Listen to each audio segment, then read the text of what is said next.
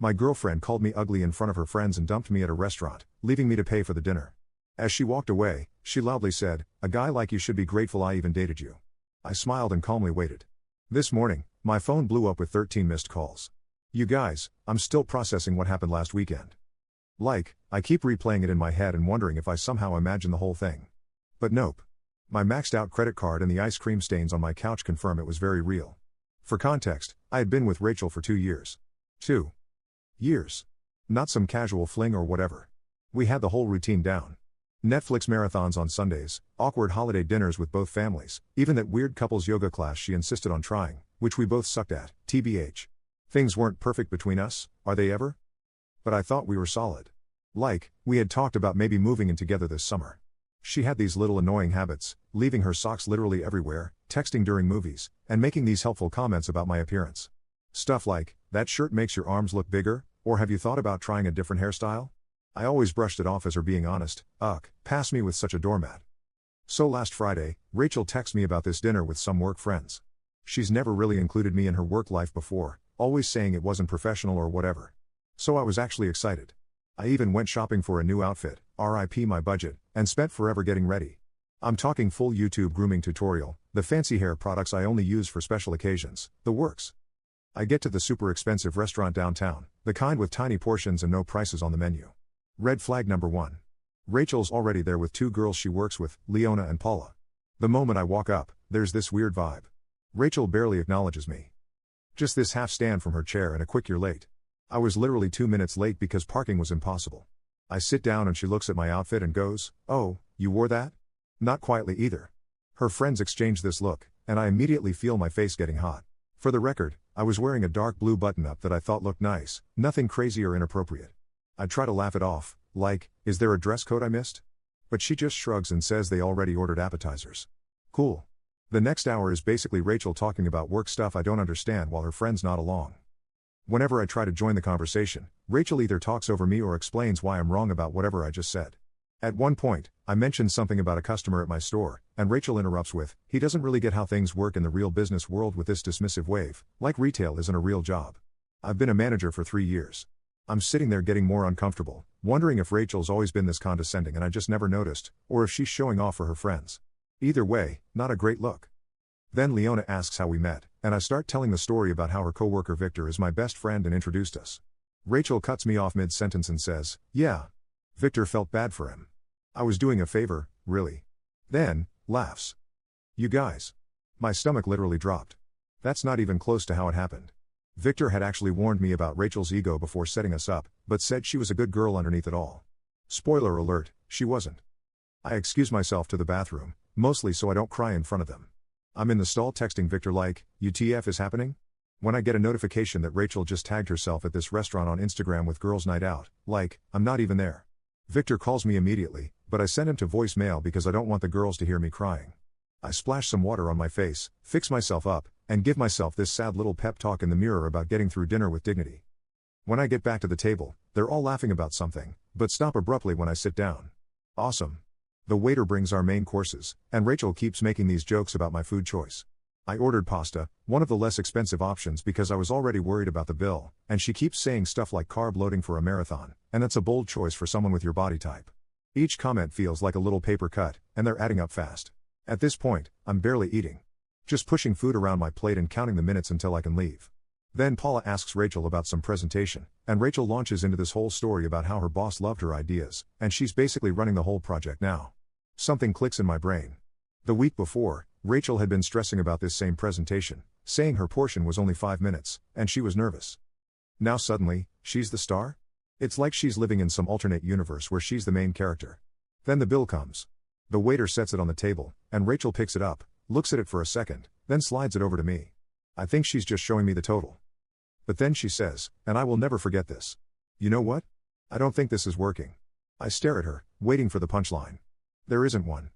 I've been trying to make this work, but I'm just not attracted to you anymore. I think we should break up. In the middle of a restaurant. In front of her friends. After 2 years together, who does that? I'm completely blindsided. Are you serious right now? This is how you want to do this? She stands up, grabs her jacket, and says, I still get a knot in my stomach thinking about it. A guy like you should be grateful I even dated you this long. You're not exactly a prize. Then she and her friends just left. They all walked out together laughing, leaving me sitting there with a $347 bill for all their stupid Wagyu appetizers and fancy cocktails. The waiter came over with this look of pity that made everything 1,000 times worse.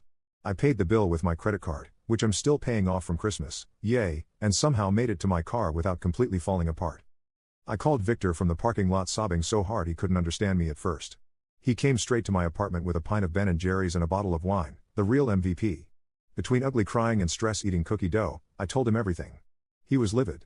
I had to talk him out of driving to Rachel's place and causing a scene. That's when he got weird. He kept asking questions about what Rachel had said about work, projects she mentioned, her role in the company. Finally, he was like, Sebastian, I don't know how to tell you this, but Rachel isn't who she says she is at work. Turns out, Rachel isn't some hotshot marketing girl about to get promoted. She's an assistant who makes coffee runs and schedules meetings. All those business trips? Complete fabrications. The big presentation? She was just doing the slides for the actual team. The fancy title on her LinkedIn? Total fiction. I felt like such an idiot. For 2 years, this girl had been lying about basically everything, and I never questioned it. What else had she been lying about? That night after Victor left, I went into full detective mode. I scrolled back through our text history, our photos, everything. So many inconsistencies I'd missed. Comments about money that didn't add up. Times she had to work late, but her location showed her across town. I couldn't sleep. I kept replaying that moment in the restaurant, how small she made me feel, how humiliated I was. At 3 a.m., I get a text from a number I don't recognize. Hey. It's Chloe from Rachel's office. Victor gave me your number. There's some stuff you should know. That's when things got really interesting. First update. First, thank you all so much for the supportive comments on my last post. I literally cried reading some of them in a good way. A lot of you asked for an update, so here's what happened next in this absolutely wild situation. So after finding out from Chloe, who works with Rachel, that my girlfriend of 2 years had basically been living in a fantasy world of her own creation, I spent the next few days in that gross post-breakup fog. You know the one, where you're alternating between crying into a pint of ice cream and angrily scrolling through old photos wondering if any of it was real. My apartment looked like a disaster zone. Dishes piled up, laundry everywhere, and approximately 7 empty DoorDash bags because cooking felt impossible. The worst part was that I kept having these moments where I'd think of something funny to text Rachel, then remember what happened, and it was like being dumped all over again. My brain was literally stuck in a loop of, did that actually happen? And how did I not see this coming? I'd also been avoiding social media because I just knew Rachel would post something annoying. But Wednesday morning, I finally caved and checked Instagram. Sure enough, there was Rachel with some gym selfie captioned, "Level up, know your worth, the audacity." I nearly threw my phone across the room. Victor came over that evening with takeout and found me wrapped in my comforter like a sad burrito. He's been amazing through this whole thing, making sure I eat actual food, listening to me rant about the same things over and over, and not once saying I told you so, even though he had his suspicions about Rachel from the beginning. While we were eating, Victor showed me his texts with Chloe. Apparently, they'd been talking a lot, and she had tea to spill. According to Chloe, Rachel had been telling everyone at work that she dumped me because I was clingy and always talking about marriage. What? I was not the one who made a Pinterest board called Future Home Ideas. Yes. Rachel actually had one of these, which she claimed was research for some work project. Then Chloe dropped the real bombshell. Rachel wasn't just lying about her job title. She was currently on probation for taking credit for other people's work and might actually get fired soon. All those late nights working, she was frantically trying to fix mistakes before anyone noticed. Those business trips, complete fiction. I was still processing all this when my phone rang. It was Tom, Rachel's dad. I almost didn't answer, awkward, but figured I should be an adult about this.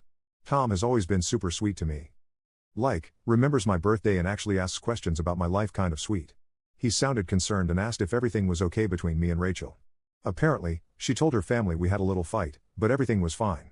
A little fight? The woman publicly humiliated me, dumped me in front of her friends, and stuck me with a massive bill. I tried to keep it vague, saying we were taking some space because I didn't want to put him in the middle. Then he mentioned Rachel's birthday dinner on Saturday and how the whole family was looking forward to seeing me there. You guys. I nearly choked on my lemonade. Rachel had told her family we were still together and that I was coming to her birthday dinner. The dinner was at her parents' house, and apparently, she'd told them we had big news to share. After hanging up, I sat there in shock while Victor looked at me like I'd grown a second head. He was like, is she delusional or just a pathological liar? Honestly, I was wondering the same thing. That's when we came up with a plan. I wasn't going to just ghost her family. They'd always been kind to me, and they deserved to know what kind of person Rachel really was. But I also wasn't going to cause a scene or be vindictive. I would simply attend the dinner as invited and let the truth come out naturally. The next day, Chloe met me for coffee, Slightly awkward since we'd only met through Rachel, but she turned out to be really chill. She confirmed everything and added even more details about Rachel's work lies. The team Rachel claimed to lead was actually just her and 2 interns. The big presentation she was in charge of last month? She was just operating the slideshow while her boss presented. Chloe seemed genuinely upset on my behalf, saying she'd always thought Rachel's stories about me seemed off. Apparently, Rachel would come to work complaining that I was high maintenance, when in reality, I was paying for most of our dates toward the end because Rachel claimed to be between paychecks, which I now realized probably meant she was terrible with money. Midway through our conversation, Chloe got a text from their boss asking if she could come in Saturday evening to help with some emergency project. Chloe was bummed because she'd had plans, but then I had an idea. What if Chloe needed to drop something off at Rachel's parents' house during the birthday dinner? The timing would be perfect. As we were figuring out the details, my phone buzzed with a text from Rachel, first one since the restaurant disaster. It just said, "We need to talk about what happened." I might have overreacted. Might have? I showed Chloe, and she nearly spit out her coffee. Overreacted is when you get annoyed about someone being late, not when you publicly humiliate your boyfriend of 2 years and stick him with a $300 bill. I didn't respond. Let her sweat. The next 2 days were a blur of preparation. I wasn't going to this dinner unprepared. I dug through old texts, finding all the lies, dates when she claimed to be at work conferences that didn't exist, stories about coworkers that Chloe confirmed were fabricated, even photos Rachel had posted of herself at work events that were actually just downloaded from the company website. Friday night, Victor came over to help me pick an outfit. Not gonna lie, part of me wanted to show up looking amazing just to spite her, but we decided the best approach was to look nice, but not like I was trying too hard. We settled on a simple black button-down that Rachel once said made me look average, which now I realize was her weird neg attempt because I got compliments whenever I wore it. I barely slept Friday night. What if this backfired? What if her family took her side? What if I froze up and couldn't go through with it? By Saturday morning, I had chewed my nails down to nothing and gone through about 17 different around noon. Rachel texted again, "Looking forward to seeing you tonight. Where's something nice?" My parents are excited. I didn't respond to that either. Let her think whatever she wanted. I spent the afternoon getting ready with a weird mix of dread and anticipation. Victor helped me with my hair and gave me a pep talk when I started to lose my nerve. At 5:30, I got in my car and headed to her parents' house. I had to pull over once because my hands were shaking too much to drive safely. I sat there for a minute, doing those breathing exercises from that meditation app I downloaded months ago, but never actually used. What was I doing? Was this crazy? Maybe I should just block Rachel on everything and move on with my life like a normal person? But then I thought about her sitting there at her birthday dinner, probably telling everyone some fake version of our relationship, maybe even making herself the victim somehow, and my resolve hardened. I pulled up to her parents' house at 6:15, fashionably late, which I knew would annoy Rachel. There were several cars already in the driveway. Looked like the whole family was there. I checked myself in the rearview mirror, took one last deep breath, and walked to the door. Rachel's mom opened it with a big smile and a hug, ushering me inside. The house smelled like Tom's famous pot roast, and for a second, I felt a pang of sadness. I genuinely liked Rachel's family, and this would probably be the last time I'd see them. I rounded the corner into the living room, and there was Rachel, drink in hand, mid-laugh at something her cousin said. She froze when she saw me, clearly not expecting me to actually show up despite what she'd told her family. The look on her face was, well, priceless tbh. For a split second, panic flashed across her features before she composed herself and came over with this fake smile. She gave me a stiff hug and whispered, "You actually came. We need to talk privately." I just smiled and said loud enough for everyone to hear that I wouldn't miss her birthday for anything, especially since she'd been telling everyone we had big news to share. The color drained from her face. Tom clapped his hands excitedly and asked if this was what he thought it was. Rachel's brother gave me a knowing look. Her mom started joking about finally getting grandkids. Rachel gripped my elbow a little too tight and tried to steer me toward the hallway, but her dad called out that dinner was ready, and everyone needed to sit down. As we all took our seats around the dining table, with Rachel nervously watching my every move, my phone buzzed with a text from Chloe. On my way. 15 minutes out. Rachel leaned over and hissed, "What are you doing here?" I thought after the restaurant. I just smiled sweetly and said loud enough for everyone to hear. "Oh, I wouldn't miss the chance to tell your family about what happened at that restaurant, Rachel. I'm sure they'd love to hear that story." The look of absolute panic on her face as her dad started bringing out the food? Worth every second of anxiety it took to get there. Game on. Second update. I'm finally ready to share what happened at Rachel's birthday dinner. Sorry for the delay. I needed a mental health day after all this drama. Plus, my Wi-Fi has been acting up because my neighbor borrowed my password and apparently downloaded the entire internet. Where did we leave off? Right. Me sitting at the dinner table with Rachel's family while she panicked about what I might say. So there I was, surrounded by Rachel's family. Her parents Tom and Ruth, her brother Kyle, her grandpa, and 2 cousins whose names I always mix up. The table was loaded with Tom's famous pot roast, those buttery mashed potatoes I've literally dreamed about, and a fancy salad that nobody was going to eat but everyone would pretend to appreciate. The first 20 minutes were straight up awkward. Rachel kept trying to control the conversation while shooting me these warning glances. I just smiled and passed the bread rolls, enjoying the way her left eye twitched every time I opened my mouth. Petty? Maybe? Satisfying? Absolutely. Tom kept the conversation flowing. Bless him. He asked about my family, my job, the usual small talk. When he mentioned how proud they all were of Rachel's big promotion, I nearly choked on my water. I glanced at Rachel, whose face had gone the exact shade of the beets on the table. Rachel jumped in, talking about how her team was crushing their targets and how her boss was practically grooming her for senior management. I just nodded along, watching her dig herself deeper with each word. Ruth, who's always been the quiet type, suddenly asked Rachel about the Johnson account. Apparently, Rachel had been telling her mom about some huge deal she was supposedly leading. Rachel's answer was so vague, it could have been a horoscope. Something about strategic pivots and leveraging core competencies that literally meant nothing. Her brother Kyle caught my eye across the table. He's always been the skeptical one in the family, the type to Google facts during arguments and call people out on their BS. He raised an eyebrow at me like, is she for real right now? That's when Tom brought up the future. He asked us about our big news and whether it had anything to do with us taking the next step. Rachel nearly dropped her fork and mumbled something about it not being the right time to discuss it. Her grandpa, who has zero filter and is my absolute favorite person in her family, cuts in with, so are you two moving in together or what? Because Rachel said you were looking at apartments together. Again, news to me. The furthest we'd gotten in that conversation was me once saying, maybe we should think about combining our Netflix accounts to save money. Rachel tried steering the conversation back to herself, talking about how her boss had given her a company card for business expenses. I couldn't help myself. I asked what kind of expenses she was authorized to approve. She stammered something about client dinners and team outings. That's when I casually mentioned, oh, speaking of dinners, Rachel took me to this amazing restaurant last week. What was it called again, honey? The one where you met up with Leona and Paula? The color drained from her face faster than my phone battery on TikTok. Seriously, my phone can't handle more than 20 minutes of scrolling before dying. Anyone else? Before she could respond, the doorbell rang. Perfect timing. Tom went to answer it, and I heard his delighted, "Oh, Chloe." What a surprise. Rachel looked like she might actually pass out. Chloe walked in with a folder, all professional, in her button-up shirt.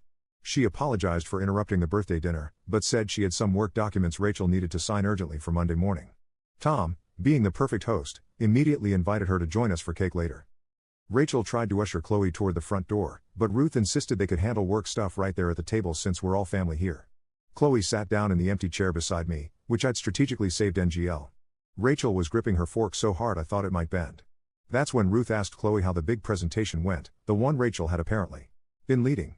Chloe looked confused for a second before catching on. She glanced at me then at Rachel, and I could see her making a decision. Chloe said the presentation went well but clarified that their boss had delivered it, with Rachel and the team providing support. Ruth looked confused and said that wasn't how Rachel had described it. I jumped in because I'm messy like that and asked Chloe about Rachel's promotion. Poor Chloe looked so uncomfortable. Caught between loyalty to a coworker and not wanting to lie to an entire family, she fidgeted with her napkin and said something vague about company restructuring. Rachel interrupted with his fake laugh and tried changing the subject to sports or whatever, but her brother wasn't having it. He asked Chloe point blank what Rachel's current title was.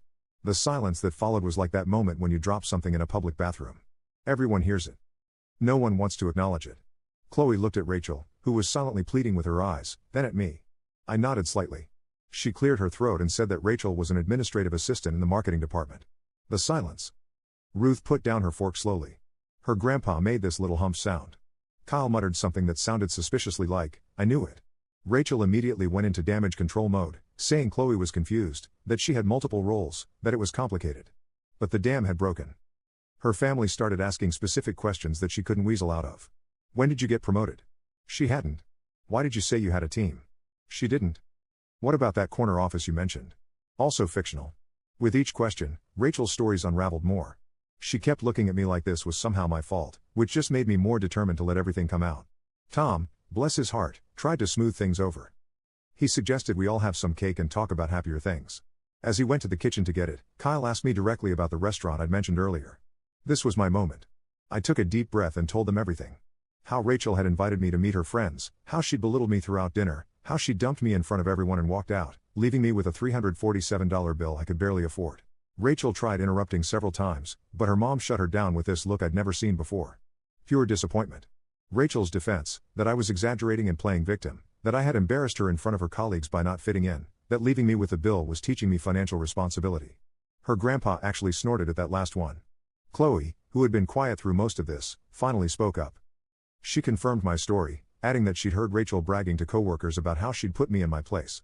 She even pulled out her phone and showed texts from Paula, receipts, y'all, discussing what had happened. Tom came back in with the cake just as Rachel was trying to paint herself as the victim. He set it down and asked what he'd missed. No one spoke for a moment. Then Rachel's mom said, very quietly, that they needed to have a family discussion about honesty. Rachel exploded, like full-on temper tantrum. She accused me of turning her family against her, called Chloe a traitor, and said everyone was just jealous of her success. What success? She knocked over her water glass, pointed at me, and yelled that a guy like me should be grateful she even bothered with me. Her dad gasped. Her grandpa said something that I'm pretty sure was old people swearing. Her brother just shook his head like he wasn't even surprised. I stayed calm somehow and said that the only thing I was grateful for was finally seeing who she really was. Rachel stormed out, slamming the door so hard that one of Tom's decorative plates fell off the wall and cracked. The aftermath was weirdly peaceful. Tom apologized to me like 50 times. Ruth looked tired and sad. Kyle helped clean up the spilled water. Chloe apologized for her part in the awkwardness but said she couldn't stand by while Rachel lied to everyone. Then the strangest thing happened. Instead of asking me to leave, they insisted I stay for cake. We all sat there. Rachel's ex-boyfriend, her coworker, and her family, eating birthday cake without the birthday girl.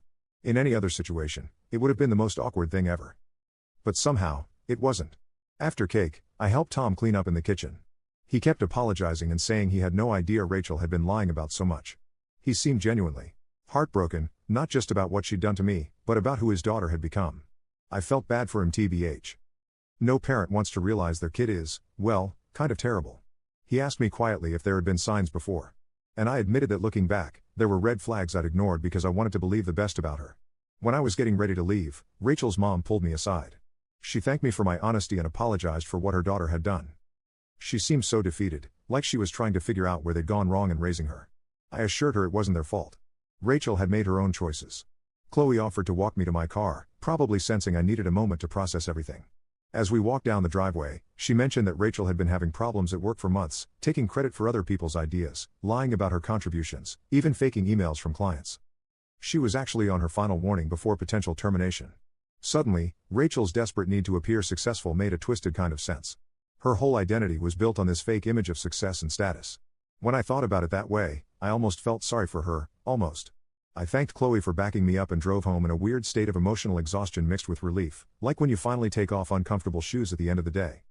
Sorry for the weird analogy, but y'all know what I mean.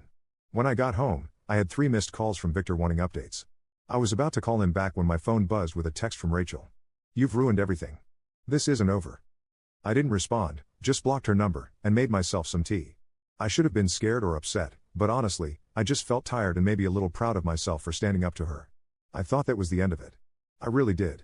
But this morning, my phone blew up with 13 missed calls from Rachel's dad, her brother, Chloe, and several numbers I didn't recognize.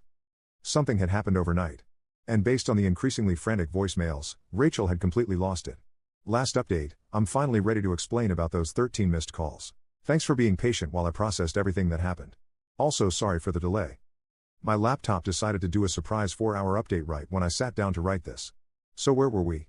I woke up Sunday morning after the birthday dinner disaster to find my phone blowing up with calls from Rachel's family and Chloe.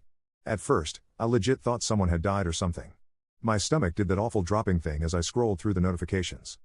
5 missed calls from Tom, 3 from Kyle, 2 from Chloe, and 3 from numbers I didn't recognize. I called Tom back first because he seemed the most worried based on his voicemails, which were just variations of Sebastian. Please call me as soon as you can. He picked up on the first ring sounding exhausted. Apparently, after Rachel stormed out of the birthday dinner, she'd gone on a complete bender.